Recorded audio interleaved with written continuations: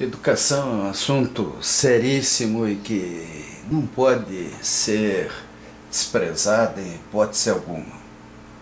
Nós temos que, sempre que possível, acompanhar, ver, imaginar o que pode ser feito, porque educar não é fazer a vontade dos filhos, não é simplesmente educar pessoas para serem donzelinhas ou gente inútil, não?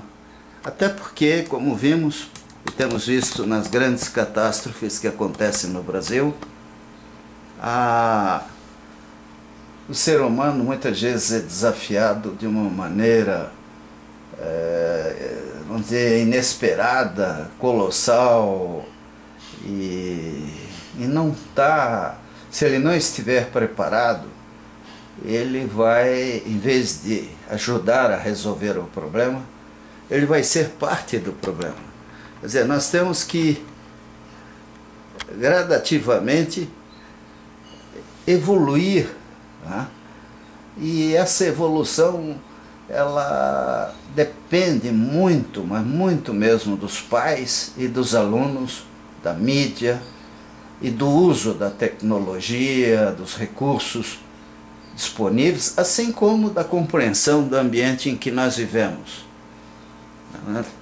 O que não pode é simplesmente a gente fechar os olhos. É normal a gente ver um desperdício de tempo colossal, né? Todo mundo quer ir para o céu, e o que a gente acaba vendo, observando o comportamento de indivíduos que poderiam contribuir muito, é que eles estão mais a fim de bajular um ser superior, seja ele aqui na terra ou no céu, do que propriamente contribuir para que o mundo melhore. Mas a natureza não espera, as condições sociais mudam violentamente e nós temos uma responsabilidade muito grande, que é educar. Quem já tem 66 anos pode dizer que aprendeu um pouquinho, viu alguma coisa, né? O que a gente viu de fato? A gente viu um montão de teoria, um montão de propostas, e a maioria delas, infelizmente, levaram a lugar nenhum. O resultado é que a gente até se arrepende, muitas vezes, de ter defendido certas propostas, né, de ter fechado os olhos para outros problemas e de não ter sido consciente de tudo o que acontecia. Felizmente, com a internet, a gente pode, por exemplo, conhecer esse site da Isabel Sadala Grispino, que, na minha opinião, é uma contribuição importantíssima a uma discussão que nós temos que fazer em torno da qualidade do ensino e da educação de modo geral, né? Obviamente ela expressa as opiniões dela, né? Agora, além disso, ela tem a humildade até de colocar certos temas como propostas de discussão. E isso é importante. É muito ruim a gente ver os donos da verdade, né? Pessoas que, em vez de contribuir para resolver, acabam criando mais problemas ainda. Então, precisamos, né, ver e aproveitar tudo isso, até com essas sugestões aí, como essa de jogos pedagógicos, né, pesquisas, né, avaliações de opinião e até obras literárias, né? Que a autora coloca para todos nós aí sem maiores dificuldades. Mas, gente, precisamos de mais voluntários, como estamos vendo aqui, a professora Isabel,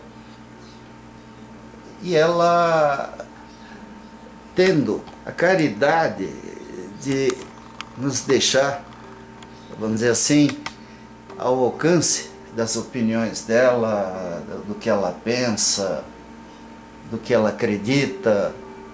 Isso é bom demais, né? Seria ótimo se a gente visse isso com mais frequência, mais intensamente, né? Porque, lamentavelmente, né, o que é rotina na nossa vida? A rotina é descobrir que cada um só pensa em si, as pessoas só olham para o espelho, só veem o próprio umbigo, né? É até interessante observar o comportamento das pessoas diante de problemas maiores, como esse que nós estamos vendo lá do Rio de Janeiro, São Paulo e Minas Gerais, onde quando muito a gente vê campanha de doações, mas e as opiniões? Nós temos tantos engenheiros, arquitetos, nós temos estrategistas, pessoas em condições de dar um apoio, de mobilizar suas entidades de classe, né? OAB, CREA, Sindicato de Engenheiros, ONGs, clubes de serviço, para que o Brasil se torne um país saudável, né? Um país decente. Lamentavelmente, a gente acaba sendo motivo de chacota. Quem vai para o exterior sabe muito bem como nós somos vistos lá. E isso é muito ruim, né? Por que é ruim? Porque nós não precisávamos ser assim, nós poderíamos ser um país muito melhor, né? É interessante que quando se fala em trazer para cá a Copa do Mundo, a gente vê uma mobilização assim surpreendente do governo, de entidades de classe, clubes, essas coisas, essas empresas que eles chamam de clube de futebol, né? E, no entanto, quando é para discutir, por exemplo, água, esgoto e lixo, né, problema de energia, problema da habitação popular, o que a gente sente é que as pessoas fazem de conta que a coisa não é com elas. E isso é muito ruim, né? Porque a gente sabe dos lobbies, dos interesses comerciais, né? Coisas nem sempre publicáveis por trás de tudo isso. Nós temos a obrigação de achar uma maneira de educar melhor, né? E educar não é criar Mauricinhos, nem Patricinhas, não é botar na cabeça dos filhos que eles podem tudo e não devem nada. Ao contrário, né? Exatamente o contrário, né? Eu, por exemplo, fui criado com grandes, vou dizer, desde pequeno, com desafios proporcionais àquilo que eu tinha a capacidade de fazer. E isso acabou sendo extremamente útil, né? Porque a vida surpreende a gente, né? Meu pai faleceu cedo, né?